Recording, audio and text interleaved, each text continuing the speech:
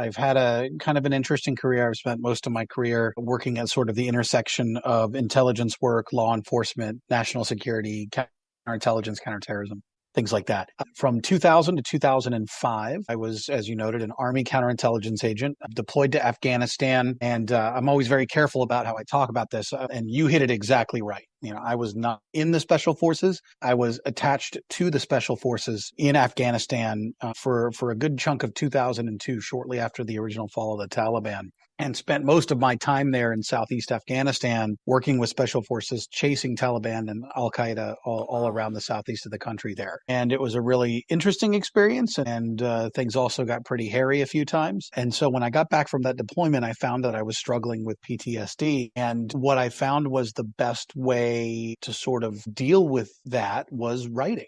I had always loved stories and loved telling stories, never seriously considered writing any, but I was just having yet another sleepless night, and I was reading a collection of short stories, and I thought to myself, I'll try to write something like that. So I started writing short stories, and I found that the act of writing allowed me to take sort of the things that I was thinking and feeling about my time in Afghanistan, the things that I was struggling with, my emotions and unexplained rage and bad sleep and some of these other things that are all sort of hallmark PTSD issues. And I was able to take that and kind of maybe give some of that to other characters in the stories that I was writing. And that allowed me to kind of step back and look at those thoughts and feelings. And it became a kind of therapy for me. And so I've been writing ever since, mostly short stories, but I started getting a little more serious about the writing, 5 or 6 years ago. And then this specific novel I was inspired to write, I actually started writing it in October of 2021, just a couple months after the U.S. pullout from Afghanistan. And like many other veterans,